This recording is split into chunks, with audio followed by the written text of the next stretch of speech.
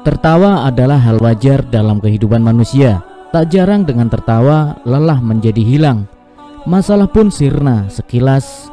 Tertawa adalah hal yang lumrah saja, dengan syarat tentu tidak berlebihan.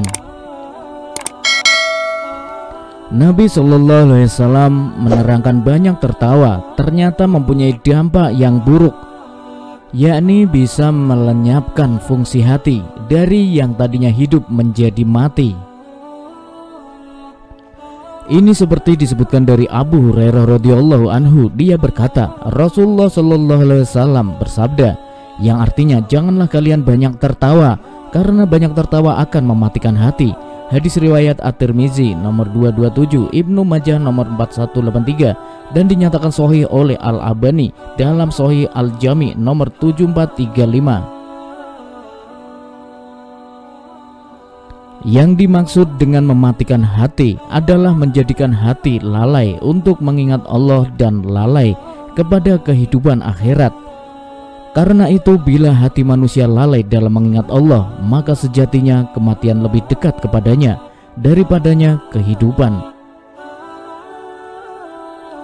Dalam hadis lain dari Aisyah istri Nabi SAW bahwa dia berkata, saya tidak pernah melihat Rasulullah SAW tertawa terbahak-bahak hingga kelihatan tenggorokan beliau. Beliau biasanya hanya tersenyum. Hadis riwayat Al-Bukhari 6092 dan Muslim 1497. Sebaik-baik perkara adalah yang sederhana dan pertengahan.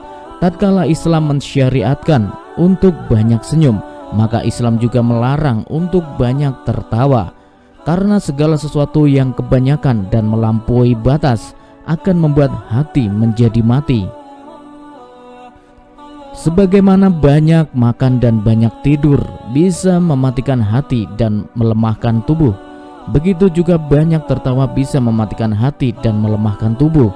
Jika hati sudah mati, maka hatinya tidak akan bisa terpengaruh dengan peringatan Al-Quran dan tidak akan mau menerima nasihat.